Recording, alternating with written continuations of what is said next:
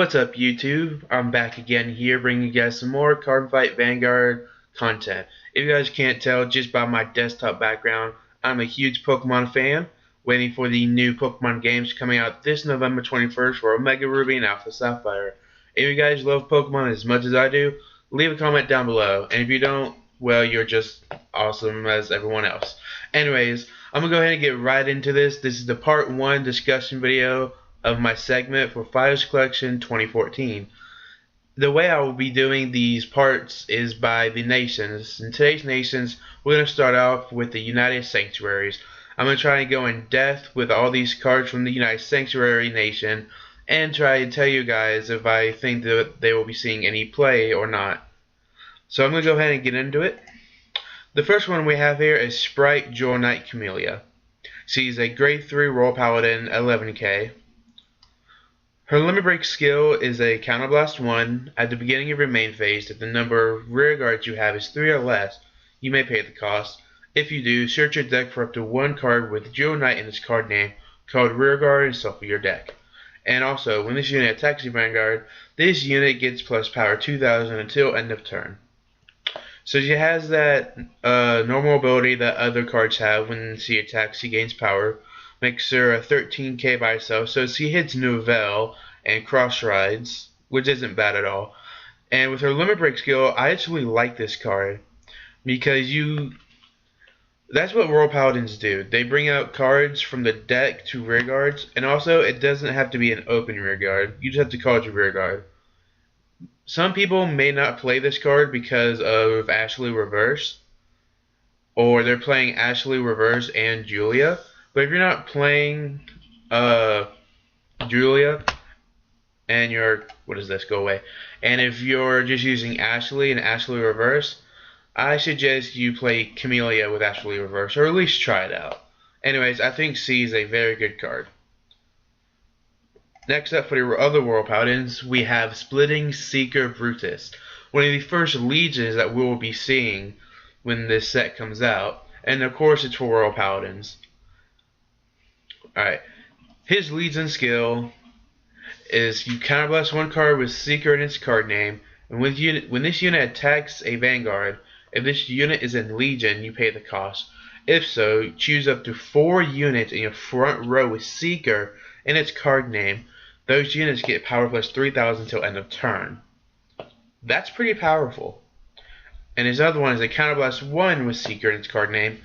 When this unit is placed on Vanguard, you pay the cost, and if so, you search your deck for a card named Combined Strength Seeker, Lucrinus, call it to rear guard and shuffle your deck.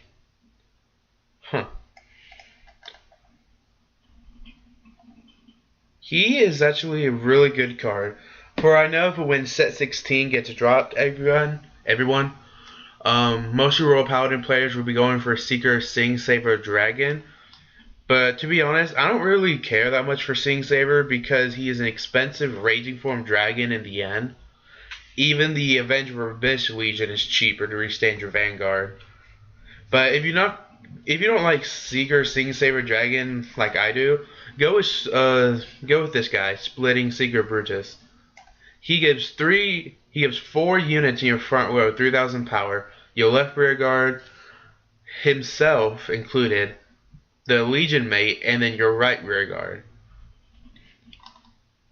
Not much to say about there other than that this is pretty powerful beef stick. So I really like this guy. I think some people will be playing him. I might play him, to be honest. But let's go ahead and check out his Legion mate, who is also coming out in this set. Of course, he is also the one that you call from the deck with Brutus's skill. So let's go ahead and get into him. His rearguard ability is during the turn that your Vanguard performs Legion, when this unit attacks a Vanguard, this unit gets power plus 4000 until end of turn.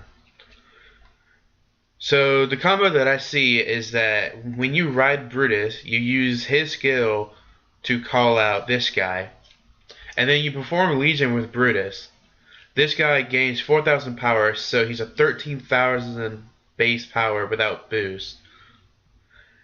And then when this guy attacks, you activate his Legion skill, which gives your entire front row, keep in mind that's 4 units, 3,000 power. So let's do a little math here. 9 plus 4 is 13. Plus 3, he's a 16,000 base power without any boost. That's pretty insane for Raw Paladins in my opinion. So this combo is really good, especially if you somehow call out another copy him on the other side. So you definitely do not want to go with Sing Saver, guys. Go with these Seekers right here, coming out later on. That covers it for Royal Paladins. On for the Shadow Paladin. Halberd Revenger Puritor. And I'm sorry if I butcher any of these names. He's a Limit Break 4, Counterblast 1, choose 2 of your rear guards with Revenger in its card name and retire them. When this unit attacks a Vanguard, you may pay the cost. If you do, this unit gets power 10,000 and critical +1 until end of battle. Counterblast 1 card with Revenger in its card name, when he's placed on a Vanguard, you pay the cost, and if you do, you search your deck for up to 1 grade 1 or less card called to rear guard in the same column as this unit, and shuffle your deck. I kind of like how they brought back the PBO, or the Phantom Blasted Dragon effect with the new Shadow Paladin Revengers.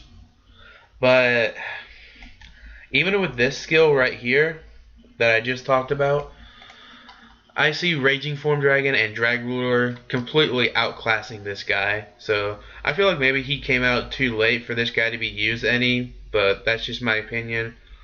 Yeah, not much to say about there. I definitely think he came out too late. Next, we have Twin Liberator Margo X. He's a Gold Paladin. This guy's actually pretty interesting. He's a Limit Break 4. You counterblast 2 cards with Liberator in its card name. Choose 1 of your rear guards with Liberator in its card name and put it on the bottom of your deck.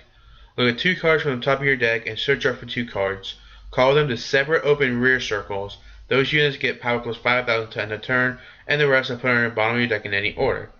And he also has the same as Camellia for Jewel Knights. When he attacks the Vanguard, he gets 2,000 power.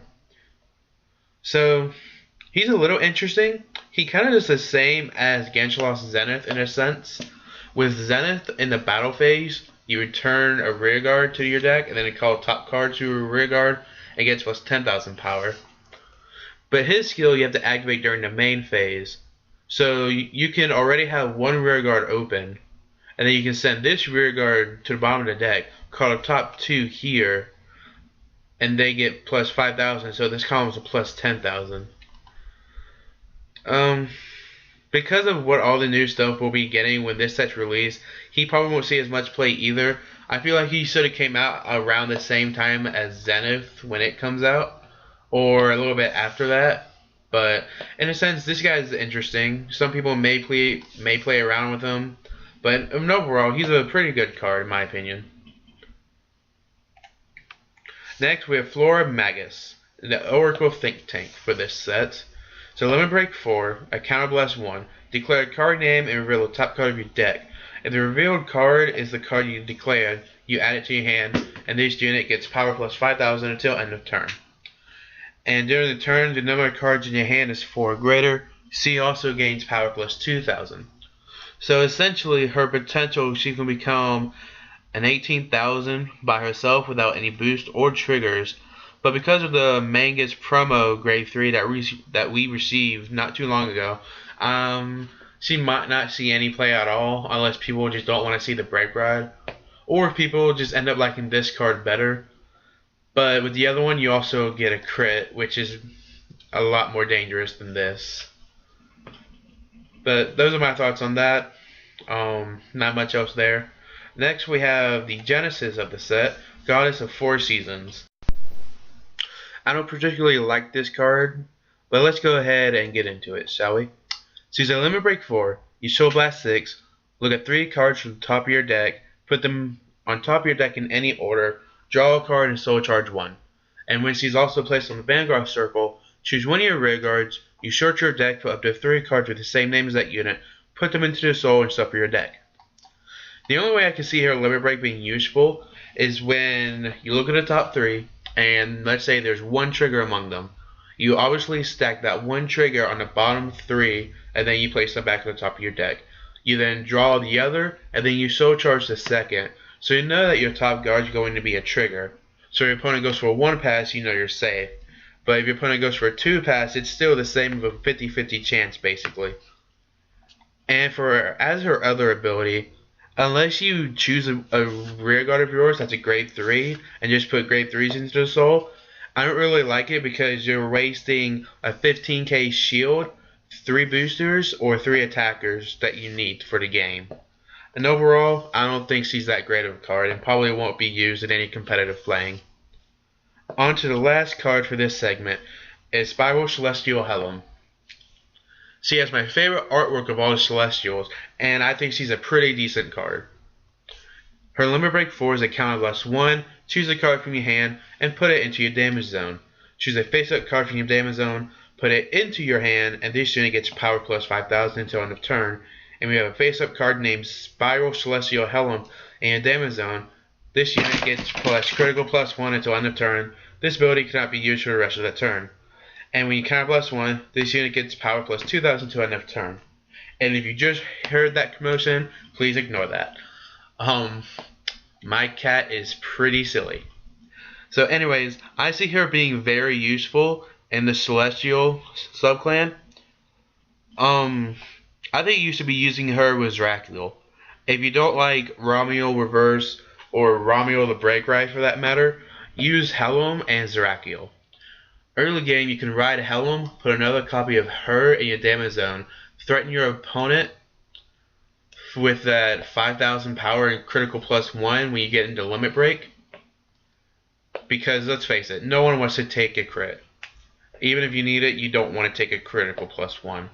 And then late game, you ride Zerachiel, have another copy of her in your damage zone as well, and then just push for game, which usually works because all your Celestial units get power plus 3,000 power. So anyways guys, this pretty much wraps it up for the first discussion segment video of Fighter Collectors 2014 that we will be receiving most likely at the end of this year.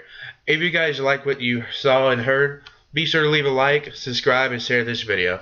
Anyways guys, leave your thoughts below down in the comment section below. I'll be sure to check them out. Anyways guys, thanks for watching, and I'll see you guys later.